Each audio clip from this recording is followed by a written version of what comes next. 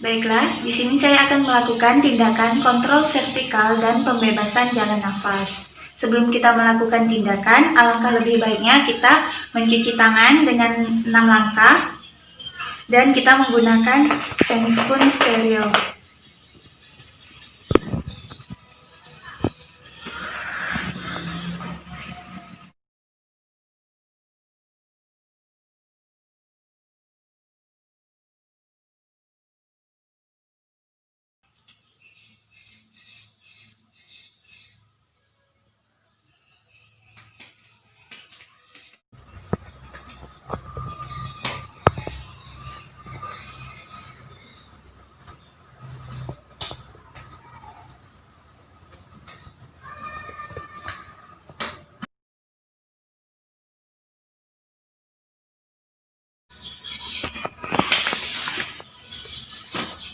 Kemudian kita mulai melakukan kontrol servikal.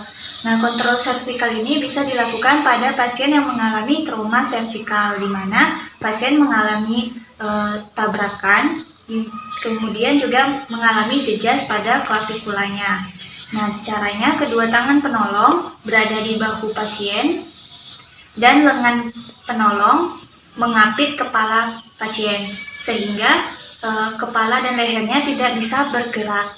Kemudian penolong lainnya memasang nekolar dari bawah leher pasien, menyusuri leher pasien, kemudian ditutup. Setelah terpasang nekolar,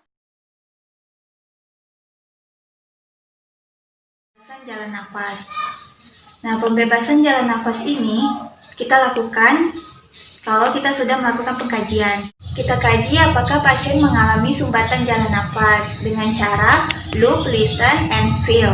Jadi, kita dekatkan telinga kita ke hidung atau mulut pasien, seperti ini, sambil mata kita melihat dadanya, apakah mengalami pengembangan pengempisan saat bernafas. Kemudian, saat kita mendekatkan telinga, kita dengarkan apakah nafas yang keluar dari hidung atau mulut pasien ini ada suara yang tidak normal. Kemudian, apakah pasien ini bernafas. Nah, biasanya, kalau orang normal bernafas, itu tidak akan menghasilkan suara. Namun kalau pasien mengalami trauma, itu biasanya ada 3 suara umum yang biasanya terjadi pada korban, yaitu ada snoring. Snoring ini suaranya seperti orang sedang mengorok.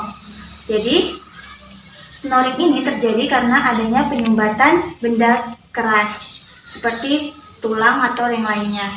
Kemudian ada gurgling. Gurgling ini terjadi karena adanya penumpukan cairan. Kemudian ada crowing. Crowing ini terjadi karena adanya pembengkakan jaringan atau udem.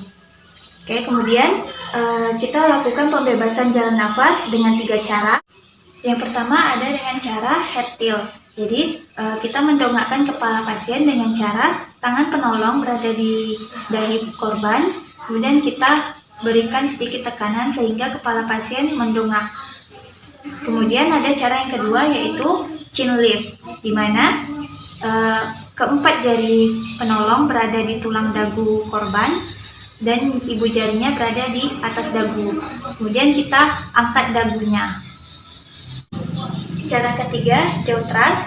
Jadi keempat jari penolong berada di tulang rahang pasien dan ibu jari di tulang pipi pasien. Kemudian kita angkat rahangnya ke depan atau ke atas. Nah, tindakan jaw thrust hanya bisa dilakukan pada pasien yang mengalami trauma servikal. Kemudian kalau yang tindakan head tilt dan chin lift itu tidak bisa dilakukan pada pasien yang mengalami atau yang dicurigai mengalami trauma servikal. Kemudian kita memilih orofaringel yang akan dipasangkan kepada korban. Kita ukur terlebih dahulu dari ujung bibir korban sampai ke daun telinganya. Jika kita sudah menemukan ukuran yang pas untuk korban, kita masukkan orofaringelnya dengan cara lengkungannya menghadap ke atas. Kita masukkan secara perlahan. Kemudian jika ujungnya sudah menyentuh palatum, kita putarkan orofaringelnya dan kita dorong hingga termasuk semua. Oke, setelah masuk, kita ambil NPA. NPA-nya sama kita ukur dari cuping hidung pasien hingga ke daun telinga. Jika sudah mendapatkan ukuran yang pas, kita masukkan ke hidung pasien. Boleh menggunakan jeli pelumas. Kita masukkan ke hidung pasien.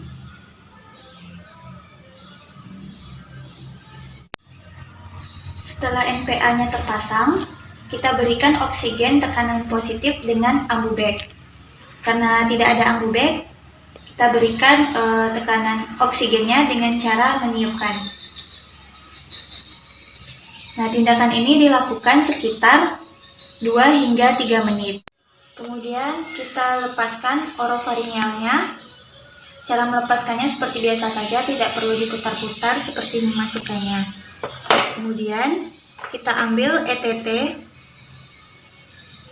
kita ukur ETT-nya dengan jari korban. Biasanya ETT dengan jari korban itu harus seukuran. Kemudian jika kita sudah mendapatkan ukuran yang tepat, kita ambil laringoskop, dipegang dengan tangan kiri, laringoskopnya sudah terpasang. Kemudian kita masukkan ke mulut pasien. Usahakan laringoskop ini tidak memberikan tekanan yang besar pada gigi pasien, supaya tidak menimbulkan masalah lainnya. Setelah itu kita lihat apakah trakeanya sudah terlihat atau belum. Jika sudah, kita masukkan ETT-nya. Kemudian kita lepas kembali laringoskop. Setelah dilepas, kita berikan tekanan positif dengan menggunakan ambubek, atau bisa juga dengan cara meniup karena tidak ada ambubek. Tindakan ini dilakukan sekitar 2-3 menit. Kemudian kita isi udara di kantong ETT-nya supaya ETT ini tidak bisa bergerak-gerak lagi.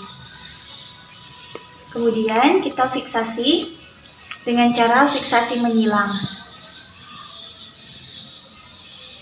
Kemudian ujung ETT-nya kita hubungkan ke ventilator. Begitulah tindakan pembebasan jalan nafas pada korban.